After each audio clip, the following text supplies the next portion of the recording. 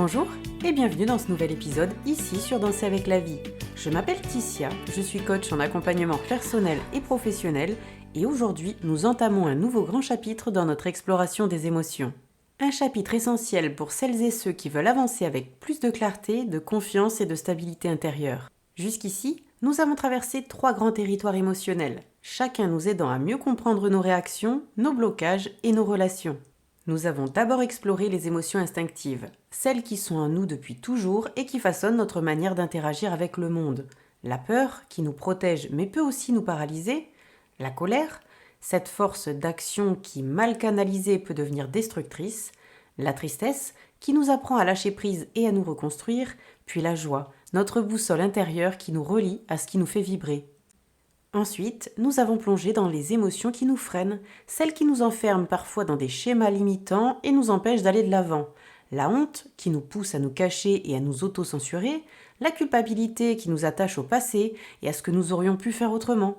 L'anxiété, qui nous projette dans un futur incertain et nous maintient dans l'anticipation du pire. Et la jalousie, qui nous montre nos insécurités et nos désirs inassouvis. Puis, nous avons découvert les émotions qui influencent nos relations, ces dynamiques invisibles qui façonnent nos liens avec les autres. L'amour, source d'épanouissement mais aussi de dépendance quand il est mal équilibré. La reconnaissance, un besoin fondamental pour nous sentir valorisés et légitimes dans nos interactions. Le sentiment d'abandon, qui est une peur profonde qui impacte notre manière de nous attacher et de gérer la distance avec les autres. Puis la gratitude, cette clé puissante pour transformer notre regard sur la vie et renforcer nos liens. Ces émotions nous ont aidés à mieux nous comprendre, mieux interagir avec notre environnement et mieux naviguer dans nos relations. Mais maintenant, une nouvelle question se pose.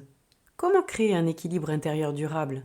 C'est ce que nous allons explorer dans ce dernier grand chapitre qui est consacré aux émotions qui nous aident à construire notre stabilité intérieure. Nous commençons cette exploration avec la motivation, cette force qui nous permet d'agir, d'oser, de persévérer et d'aller au bout de nos projets. Pourquoi avons-nous parfois un élan puissant et à d'autres moments une perte totale d'énergie ? Pourquoi la motivation semble-t-elle fluctuer alors que nos objectifs restent les mêmes ? Et comment entretenir un feu intérieur durable plutôt que de compter sur des vagues de motivation passagère ? La motivation, c'est un carburant, mais elle ne se maintient pas toute seule. Elle est influencée par nos émotions, nos habitudes, notre environnement et notre état d'esprit. La motivation est-elle une question de volonté ? Ou existe-t-il des leviers plus profonds qui nous permettent de la maintenir ? C'est ce que nous allons voir dans cet épisode. D'où vient la motivation et pourquoi avons-nous parfois du mal à la maintenir ? Comment créer un système interne qui nous permet d'être motivés même quand l'envie n'est plus là ? Et je vous partage des outils concrets pour transformer la motivation en une force durable et non en une impulsion temporaire. Parce que la motivation n'est pas une question de chance ou de talent, c'est un état d'esprit que l'on peut cultiver, entretenir et renforcer. Installe-toi confortablement, prends une grande inspiration et ensemble, découvrons comment réveiller et nourrir notre motivation profonde. La motivation est souvent perçue comme une force magique qui nous pousse à agir. On parle de motivation quand on se sent porté par une énergie intérieure, un désir puissant d'accomplir quelque chose, mais cette énergie semble parfois capricieuse et instable. Elle est là un jour, puis disparaît le lendemain. Pourquoi avons-nous parfois une volonté inébranlable et d'autres fois une inertie totale ? Pourquoi certaines personnes semblent avancer sans relâche, alors que d'autres oscillent entre moments de grande productivité et longues périodes de stagnation ? Pour répondre à ces questions, il faut comprendre comment la motivation fonctionne et ce qui la nourrit. On l'aura bien compris, la motivation n'est pas un état fixe, c'est un phénomène dynamique qui dépend de plusieurs facteurs. Tout d'abord, il existe 2 types de motivation, et comprendre leurs différences permet de mieux gérer son énergie sur le long terme. Il y a donc la motivation extrinsèque. Elle est liée à une récompense externe, une réussite sociale, l'argent, la validation des autres. Elle fonctionne très bien à court terme, mais peut s'essouffler rapidement si la récompense disparaît ou tarde à arriver. Puis, il y a la motivation intrinsèque. Elle vient de l'intérieur, d'un plaisir ou d'un intérêt profond pour ce que l'on fait. C'est elle qui nous permet de tenir sur la durée, même quand il n'y a pas de récompense immédiate. Plus une activité est alignée avec une motivation intrinsèque, plus elle devient durable et naturelle. Après, il y a le cycle de la motivation.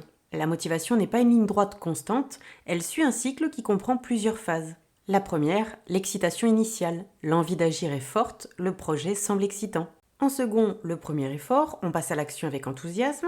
On continue notre lancée avec les premiers obstacles, la motivation commence à faiblir face aux difficultés. Arrive la phase de découragement, c'est le moment où la plupart des gens abandonnent. Là intervient la persévérance. Ceux qui trouvent un second souffle continuent malgré la baisse de motivation, pour enfin arriver à l'accomplissement. Et la réussite génère une nouvelle vague de motivation. La clé est d'apprendre à traverser les phases de découragement sans abandonner. Si nous étions motivés en permanence, nous aurions tous atteint nos objectifs sans difficulté. Mais la réalité est différente. La motivation est fragile et certains éléments viennent la fragiliser. Voici les 3 grands freins à la motivation. Pour commencer, l'attente du moment parfait. Tu sais cette phrase que tu te dis « je vais m'y mettre quand j'aurai plus d'énergie » ou « j'attends d'avoir toutes les conditions réunies pour commencer ». Le problème, c'est que le moment parfait n'existe pas. Plus on attend, plus on perd de l'élan. La seule solution, c'est que tu commences petit, même quand tu ne te sens pas prêt. Après, il y a le manque de clarté. Un objectif trop vague ou trop grand devient paralysant. Comme « je veux être en forme », c'est trop flou. « Je vais faire 10 minutes d'exercice chaque matin ». Quelle est l'action claire et concrète ? La seule solution, c'est que tu découpes tes objectifs en micro-actions atteignables. Et pour terminer, on a l'attente de la motivation spontanée. Je ferai ça quand je me sentirai motivé. Le problème, c'est que la motivation ne précède pas toujours l'action. C'est souvent l'action qui génère la motivation.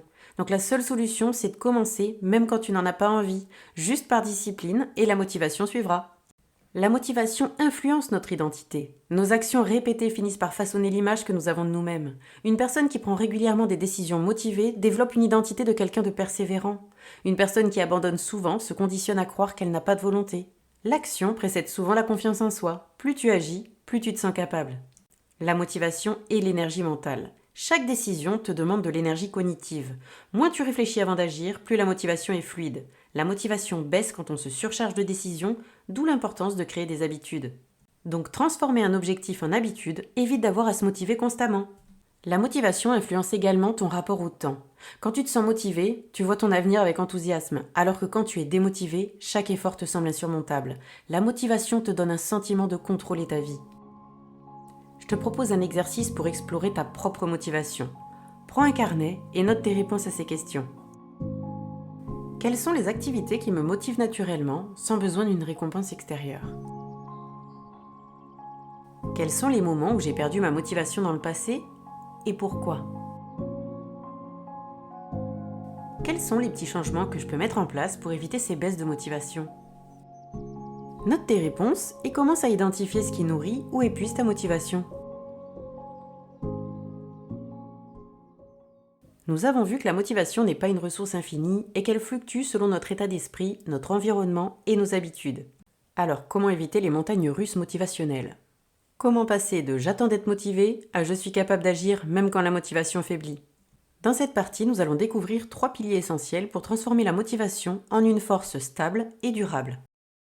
Créer un système de motivation qui fonctionne même sans envie, éliminer les obstacles qui nous freinent inconsciemment, et maintenir son élan sur le long terme grâce à des stratégies concrètes.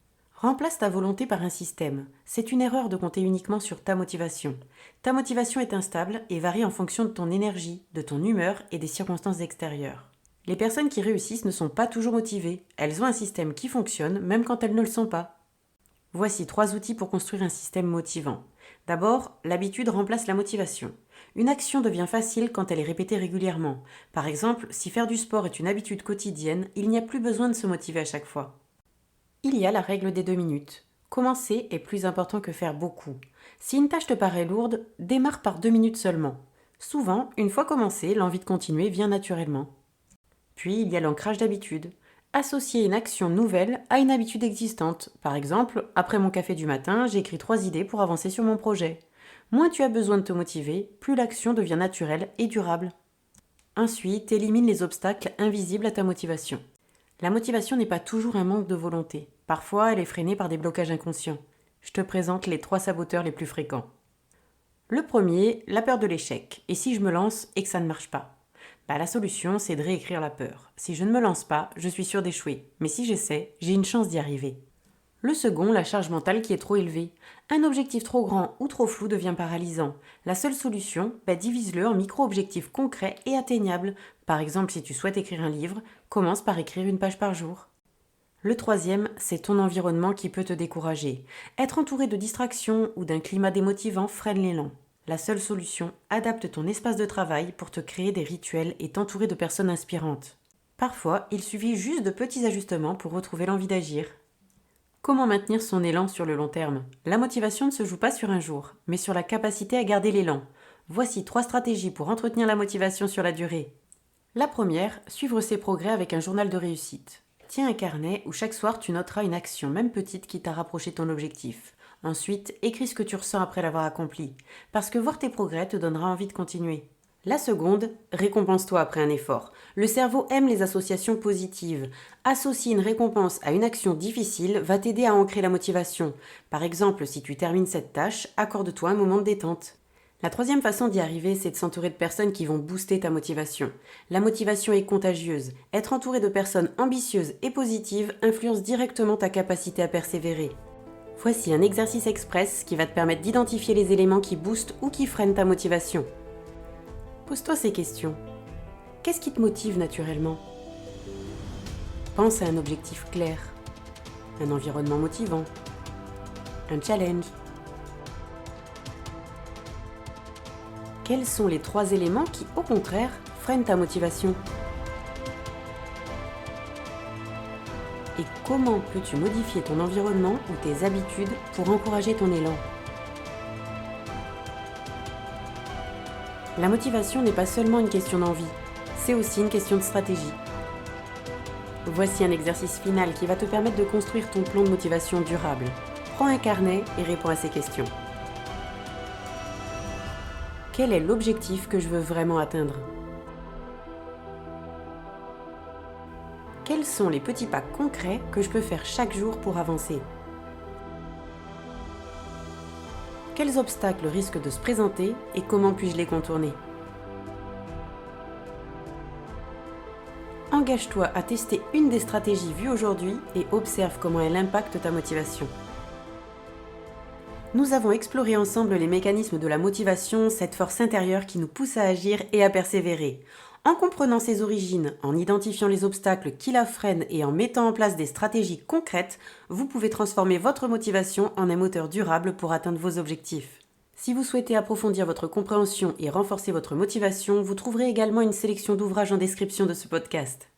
La motivation vous donne l'élan pour démarrer, mais c'est la patience qui vous permet de tenir sur la durée. Dans notre prochain épisode, nous explorons ensemble comment cultiver la patience, cette vertu essentielle pour traverser les défis et atteindre vos aspirations sans brûler d'étapes.